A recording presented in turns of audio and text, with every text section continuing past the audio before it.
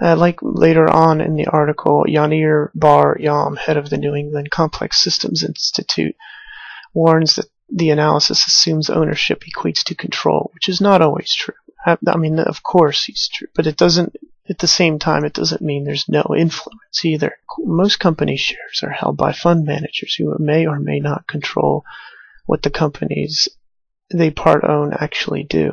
The impact on the system's behavior, he says, requires more analysis. That's a good conclusion, and I would put forward that the more control is consolidated, the more likely it is that you're not going to have rogue elements or things that are not going to fall in line with this super entity of 147 tightly knit transnational corporations. This happens because the writing is on the wall. Fear. Fear works. Fear keeps people in check and under control. And that's what I mean by, let's say, a professor might question anthropogenic global warming. Even today, would probably put his career on the line doing that. And this is already happening. Part of the scientific method is to be skeptical and question. And now, these days, if you question or are skeptical about global warming, you lose maybe everything you have. And I personally think that global warming, at least natural global warming, is happening. I think that there is some anthropogenic, but I mean, I'm not trying to take a stance on it. I'm just saying that this is not about science now. It's about trillions of dollars in carbon credits and taxation, and even more than that, just general control of the world population. Global governance is at stake, so this is a big issue. The article goes on, crucially, by identifying the architecture of the global economic power. The analysis could make it more stable. By finding the vulnerable aspects of the system, economists can suggest measures to prevent future collapses spreading through the entire economy. This is a false conclusion, because it's just saying, again, that if you tweak this here and there, that's not going to work. First of all, these transnational corporations love this sort of thinking because they propagandize their solution and manipulate maybe a good one, but ultimately they write the laws. You can't do that. It needs to be dismantled. It's just too evil. It's too far gone. But they love this whole, let's regulate the evil corporations. The New World Order, they love that because they control that. That's already been co-opted. You know the phrase, the devil is in the details. That's one way of putting it. Was ignored is that by saying economists can suggest measures. They don't say what kind of economists. We have the Keynesian economics, which is what that is. That dominates the world right now, which is this sort of hocus pocus economics. And then there's the Austrian school of economics, which is, in my opinion, it's based in reality. And this is the kind of stuff Keynesians love to do, is tweak and optimize and constantly fiddle. What they're saying is that they can experiment their way to success with some little law to modify this here.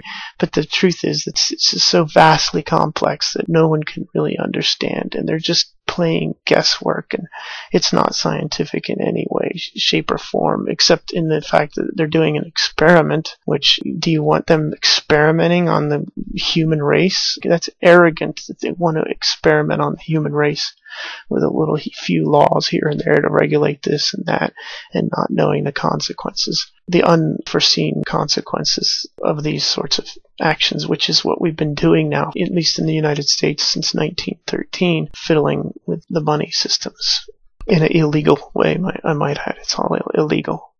And here he gets into that paragraph. He says that the analysis suggests one possible solution. Of course he doesn't know, at least he admits that firms should be taxed for excessive interconnectivity to discourage this risk. That's not a real solution. The problem is much more fundamental. And then the next paragraph goes on. One thing won't chime with some of the protesters' claims. The super entity is unlikely to be the intentional result of a conspiracy to rule the world. Quote, such structures are common in nature, quote, says Sugihara. This is lunacy and outright ignorance speaking, because we know obviously that there are set up institutions such as the Federal Reserve, which is not a natural structure of nature that spontaneously forms. It is the product of ignorant people in the early 20th century who are primitive by today's standards, at least in their knowledge of economics, making decisions for people many generations later. Once this sort of governmental institution is established, it's very difficult to undo that. We have all sorts of government entities that go, these department of whatever, that stay on for decades and decades and lose billions and billions of dollars and never even succeed in their original charter. These entities are not natural in nature on the scale of decades or centuries. Now, maybe thousands of years, then you can start to see natural patterns. But I would argue that the natural pattern in the current state of human insanity in the form of fear and want, with a strong dose of ignorance. The final paragraph is expressing ignorance to a really unbelievable level, because they're saying, it's like these corporations operate in some sort of vacuum. They all watch the same television shows, and they're all operating on the same planet. They're going to collaborate. They're going to do that. And they know that they have their own interests in mind if they partner up, and they use the governments of the world to prop them up. They're going to do that. That is the natural way. If there is a natural way, the humans wanting more power and using the guns of government to force that upon their populace to exploit people. All that said, this article really gives me some hope.